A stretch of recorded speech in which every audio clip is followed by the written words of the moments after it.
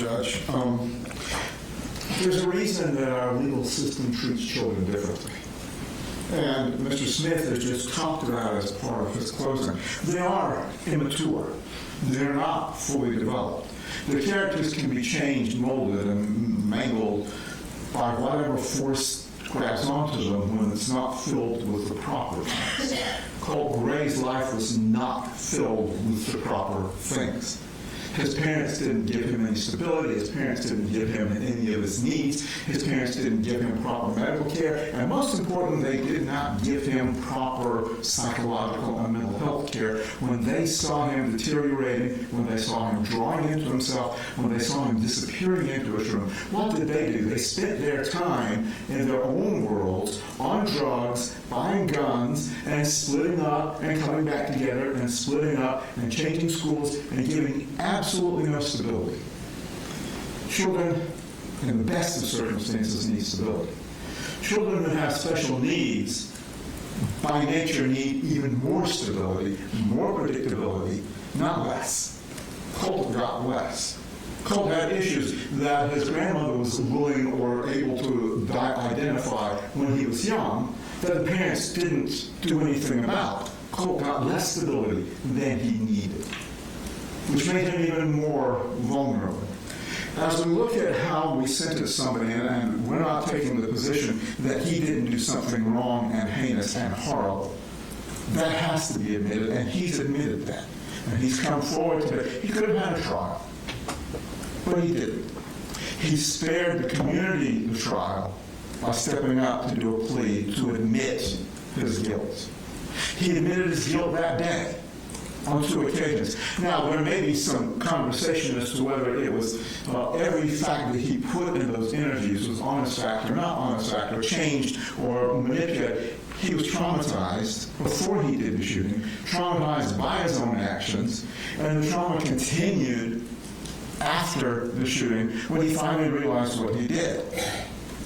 Yes, he had some bits of clarity, but that is driven not by evil intent, but by a desire to be accepted.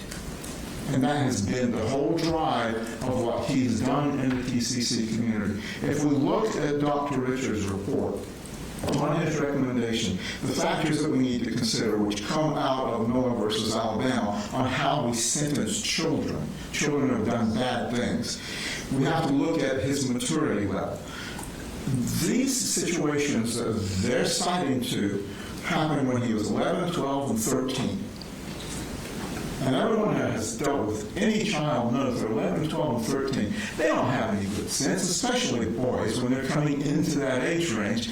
Anything that's a risk is something that's worth doing. But when you're left isolated, when you're left with no moral grounding, when you're left with no proper parental figure, you search for it somewhere else. You search for a model. You search for a hero. You search for a community that is accepting to you. That's where the vulnerability part comes in. He jumped onto a community that he could get accepted in and started reflecting. They call it mimicking. He's reflecting the behaviors of the people he's reading online. It's not that he's mimicking shooters. He's reflecting the behaviors of the community that seems to be willing to accept him, but his own parents won't. Or his own parents won't even give him the minimum that he needs to think of himself as being worthy. Yeah, he may not have been hearing the voices, but certainly he had and reflected ideations of wanting to end himself, but not. A level of self-hate that I can't begin to imagine. But that is the world that he was trying to cure by filling in with the world of the TCC and reflecting the same kinds of things that they were talking about. Well, I understand that the victims have lost a great deal in this. So Colt has not really lost because he didn't have. He didn't have those supports in his family, and he didn't have the help that he needed. His parents were obviously totally abject failures. But when we're looking again at at somebody who was 11, 12, and 13 when they were trying to fill a hole. We can't say that from this day forward they will never be right again, because the law gives us some room to have that discretion. The law tells us we have to consider these factors of immaturity, vulnerability, and the potential of redemption, sometimes referred to in the law as incorrigibility. He is not irretrievably broken. That's been demonstrated by what he has done in DJJ. That's been demonstrated by the conversations and the development we've heard from both Ms. Brose and from Ms. Polhamus as to how he has changed when he finally got what he needed, which nobody had given him until this event.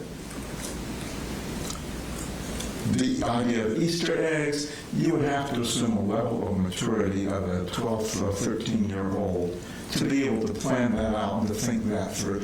And we also need to look at the dynamic of Marcy and Colt in those conversations. Because a few months before that, Marcy had threatened to kill him. And now he's having a conversation where his mother is actually engaging with him, not threatening him.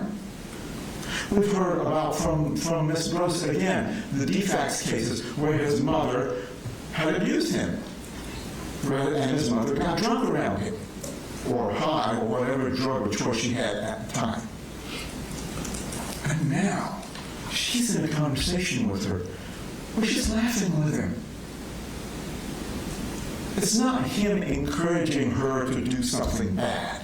It's trying to hang on to something that he didn't have without these horrible events. Judge, this is a hard decision because so many folks have been injured in ways that are indescribable. We've heard them, the families, testify to the impact on their lives.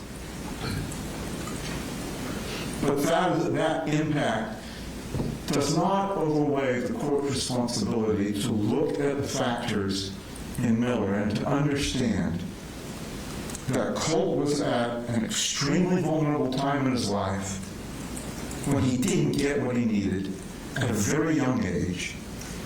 And that certainly doesn't mean that once we give him what he needs now going forward, he can't be made a productive member of society.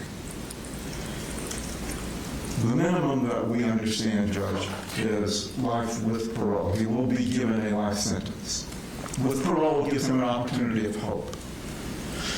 Hope is an important factor in somebody becoming a different person than when they start. And if we give him life without parole, then that takes away the hope and that takes away the ability for him to change. With the help of the psychotropic drugs, with the counseling sessions, with the routine, with new structure and hope, he can ultimately be a person who contributes to the society at some point. Life without parole, Judge, I personally think as a policy matter is too harsh for any teenager. But I understand the law doesn't look at it that way. The law gives the court the discretion.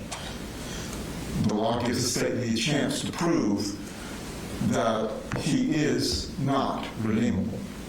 I don't think they proved that. They proved that what he did was very bad. They proved that what he did had some planning to it. But to the degree that he is such a twisted individual that he cannot be improved, I don't buy that. I don't think they proved that. I think what we have shown is that he can improve with the right help. And we're asking this court sentence him to the minimum, one count of life with parole. Thank you.